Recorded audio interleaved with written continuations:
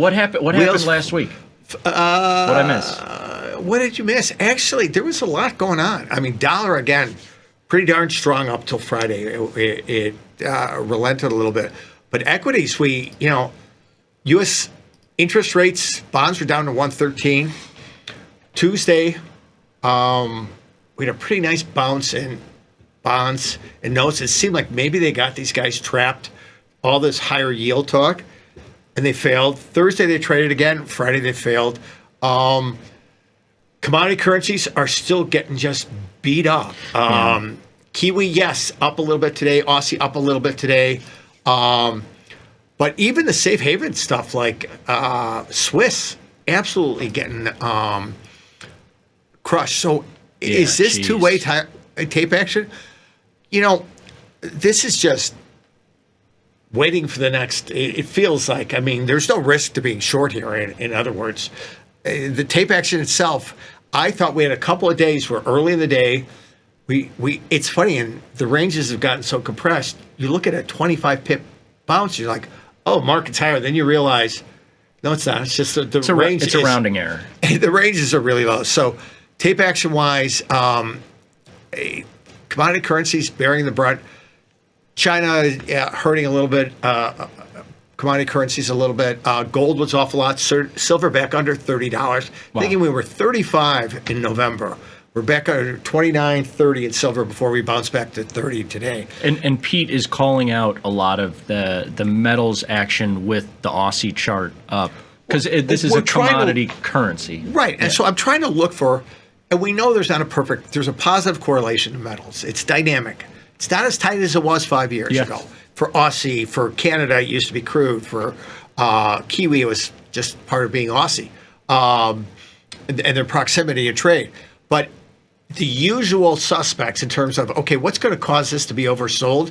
What is giving it maybe some lift? None of the usual suspects are helping these commodity currencies at all. Yeah, so it feels very much like the dollar is even with this rally of, you see Kiwis up 30 pips, 0.5%. Yeah. It feels like the dollar is holding on to all of its strength going into the end of the year here. And we're waiting for, and that's what's interesting about a week like this, is it could be today, tomorrow, it could be the end of this week, it could be next week, and I know we'll talk about the economic calendar. It could be from 52 cents too. Let's not forget that. Exactly right. So, and that's what Pete's point of, it's not that there's no risk to being short. There's, of course, equal risk on both sides. Absolutely. But it feels like down here, at a point like this, there's more risk to being short something that's so beat up. But the last several days, the fact that we got down here going into the Christmas holiday and then around the holiday week, we have seen really no significant bounce in any of these currencies or sell-off in the dollar. Feels like there's not asymmetrical risk to being short this currency or long the dollar, even amid all this strength. It seems very symmetrical, and the market telling you very comfortable with all this dollar strength. And last week we had big down moves in equities, big up moves in equities. Mm-hmm. Friday was a weird day. They sold equities really hard, especially tech. Came back last hour and a half, and it was just like so weird. And then Sunday night they had to put another 30 points of juice in. It's just like they're not. I don't know if they're ready to release or not yet. Crypto's having a little bit of a hard time. It's 93,000. How hard a time is it? It's less than 105, but not that much less. Yeah. And we're still $13,000 above where we started out in November. But that story aside is that from a trader standpoint, you're looking for all these things have an ebb and flow to them. There's correlations that are sometimes more robust than not. When you're looking at, is this cheap enough? You're looking for something. You're getting equities up, doesn't help a strong dollar. You're getting equities down, doesn't help a strong dollar. You're getting gold up $40 and then gold getting crushed. It's not helping a strong dollar. So when I look at my little toolbox of, okay, what is maybe giving me a little bit of edge to say that short of that, this is really cheap. and I'm going to get out at what I think is an even cheaper level, but I'm going to get out because I don't know where the bottom is. Now, you go into year end, is it also a month end? It's a year end. Traditionally, we see FX flows. Yeah. What are they? I got no clue. Yeah. When do they come? The first wave usually hits around 10 in the morning, Chicago time. Why 10 in the morning? This would be happens to be tomorrow. Okay. That happens to be 4 o'clock London time. That's end of day. A lot of funds and firms manage their hedges, manage their books once a month, and they do it at that time. And why do they do that? Because within their paper, their documentation of methodology that they give to investors says this is how we trade. We put things on at this point, we manage it. If they don't follow the methodology, then they're not providing the appropriate fiduciary responsibility. So that's a reason why sometimes we see these kind of outsized flows. Now, does that mean there's this wall of buying that comes in, of short covering, or does this mean the guys are, hey, I've got to rebalance because I don't have enough to short Kiwi now because the Kiwi's worth less, and I'm going to go ahead and sell it? I don't know. And you'll see these little fits and starts, and what that is are guys trying to figure it out. Well, and so be mindful. There could be outsized ranges tomorrow. At 10, 10:30, and 11 o'clock is an interesting point. 3 o'clock, U.S. equities close, an interesting point. Tuesday is not like Christmas Eve. It's a full day for everything. U.S. equities, bonds, everything stays open a full day. So we'll trade a full day in FX. Yeah, and a couple of things on the month-end flows and the year-end flows, whatever you want to say, and going into that Wednesday holiday. The worst thing you can do is try to create a story before it happens. I feel like we get sucked up into this all the time of like, oh yeah, this dollar has had such a run, and so I'm going to get short this US dollar going into these month-end flows because these guys are all going to be, having to rebalance and be covering a lot of these long US dollar. But creating a story going into it, it's a 50-50 play. Coming out of it, though, looking at the tape action as that month-end flow is happening, and you see US dollar selling off, and you look to either ride that trend if you're a trend follower, or go against that as a day trade tomorrow, knowing that, hey, this is the end of the month. I'm putting this on for 15 pips, 20 pips, whatever, as a day trade. Doing something like that historically has been more successful as a strategy for me than trying to predict. It's the same going into the Super Bowl where it's like, oh, this team has a good offense and that team has a bad defense. And so the story is going to be X, Y, and Z. You never know what the story is going to be. And so trying to predict and create a narrative in your mind of this is how the price action is going to go is really tough. That's when you're really talking about, you're guessing at that point, but waiting for it to come out. And then, that's how you tend to strategize around these things, right? And maybe that's a poor analogy, but if you start to see, earlier in the US day, Kiwi's getting sold, it's taking out the lows. There may be a little bit more to be done as it's rolling into these time frames. So I'd be mindful of being the contrarian there and buying that. Mm-hmm. I might be looking to see maybe it goes a little bit further, but I'm also being mindful that some months there are no flows. Yeah. And that's 10 a.m. Central Time, so 10 a.m. 11 Eastern. You tend to see a chunk go through at 10 a.m., 10:30, and 11 a.m. Okay. Is it every time? No, but just you kind of keep a track of that. And then you see a chunk go through at 3 o'clock when U.S. equities close. Okay. We'll probably go through a little earlier because now people are, part of it too is people get worried that if they've got a lot to do, market's going to be thin. Mm-hmm. How bad am I going to get hurt on this fill? So there's a lot of assumptions that go in to this.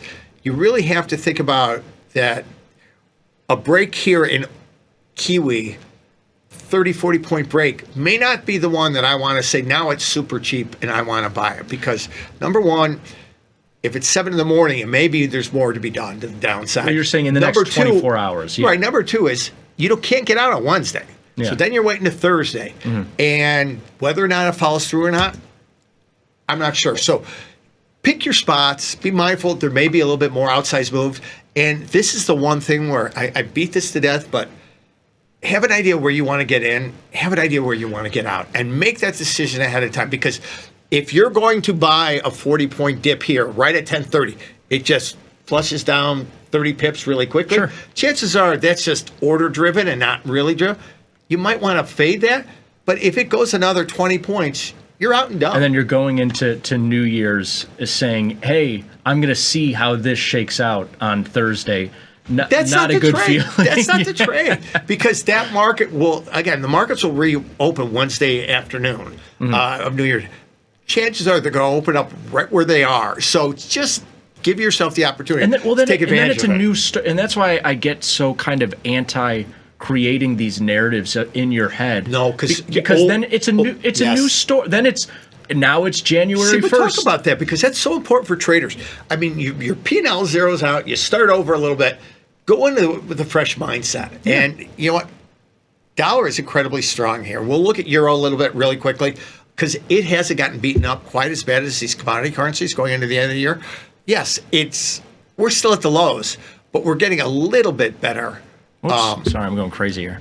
A little bit better tape action. A little bit better of a bounce the last week or so since this big, rally in dollar that we saw, like I say, going into the holiday week, compared to these commodity currencies where, they're still pretty much right there. But I do want to maybe end on this last point, because you brought up a great point of like equities moving back and forth, U.S. dollar pretty much unfazed, metals moving back and forth, U.S. dollar pretty much unfazed. Crypto, is there a correlation? Who knows? But U.S. dollar pretty much unfazed. Hey, it is the new gold. It is the new silver. It is the new equity market. I read all those stories this weekend. It's like, okay. What it's not is the new bond market. Yes. And bonds, maybe we end here. What has been some of the tape action in the Treasury market the last week? Because I do notice here today you're seeing a little bit of a U.S. dollar sell-off. You're seeing a little bit of a move lower in U.S. rates. Is that at least a place that people can go for some semblance of correlation or understanding of this U.S. dollar? Or did we see, in your mind, good back and forth in the U.S. Treasury market last week, and the U.S. dollar unfazed by that? It seems like that's one of the only places that if you saw bonds, for whatever reason, rally a full point or a point and a half or something over today or tomorrow or at some point this week, maybe the U.S. dollar gives some. Exactly. Agreed. 113 in the bonds, where we notes are so 108. That's the lower end of the range. Remember, we started the election 118, went down to 115, all the way up to 122 in bonds, and then all the way back down to where we are right now, 113 and change. Still the lower end of the range. 10-year yields, 462, I want to say. 2s10s out. Look it up. 2s10s out to their... Yeah, 10 years are still at 4.6. So Pete saying bond and note prices at their lows, yields still at their highs. 4.6% in the 10-year. That's the highest we've been all year. The 2s10s, the yield in the normal sloping yield curve, back to 31 basis points. Yeah. 10s over 2-year yields. That is, again, a normal upward sloping yield curve is what you traditionally see. We're starting to see that come back. I don't know what that means really right now, because just general, I would say it feels like, and you're seeing it in the prices, as you see the run-up in 10-year yields and you see the normalization of the U.S. yield curve, it feels like it's all just translating to U.S. dollar confidence. Exactly. It's not giving you a leg to normalization of the yield curve with the back end rallying. In other words, longer dated yields being higher is not helping your short dollar cause because we thought that it was going to. We if you look at historically all of the yield curve inversions for the last 30 years, like you and I have done so many times that people who've watched us are probably bored of it, the normalization is always, and I can say this with our compliance people watching, because if you look for the last 30 years, It's historically the case. Historically, it has always been the short end of the curve getting hammered. Right. And you've seen the yield curve, it's normal. Short end of the yield curve is low. Long end of the yield curve is higher interest rates. It becomes inverted because inflation, whatever, we have to hike short-term interest rates. And it almost always normalizes with yields in general getting hit, but the short-term really getting hit. And we're seeing one of the first times that I have data for in the U.S. Treasury yield curve, normalization with long-term interest rates actually coming up. And so again, if you're looking for U.S. dollar weakness because the yield curve's normalizing and rates are normalizing lower, you're not really getting it. We only got 2 cuts. How many cuts did we get? 75 basis points, but one of them was 50 basis point cut. 2 cuts this year. They're pricing in only 2 next year. Until that story changes, this U.S. dollar, it feels really confident at these highs. And so I would be not watching. It doesn't seem like you can watch gold or equities or anything for some semblance of a U.S. dollar story. Keep your eyes on rates. Yeah. Great way to walk through that. Absolutely. And even things like, it's interesting, if you can bring up Swiss really quickly. Sure. Swiss, the classic safe haven flow. Now, we had U.S. equities down and up. Wow. Unrelenting. This is great. This is really strong. Yeah. Wow. Right. And I thought the Swiss would actually get a little bit of a reprieve. And Pete's saying that the Swiss franc and the Japanese yen tend to be, when risk-off sentiment is abound in the equity market, they'll get a little bit of a rally. You would always buy yen and buy Swiss and just park those as synthetic U.S. equity shorts. They're highly correlated to the VIX. Yes. And you're seeing no rally in this franc or in the yen if we pulled it up. Right. Because it's an interest rate story. Right. It's an interest rate story. So let's stick with that. We'll see how that shakes out. Tomorrow should be an interesting day. Good to have you back, my friend. Glad to be here. We'll see you back here tomorrow at 6:30. Have a great day.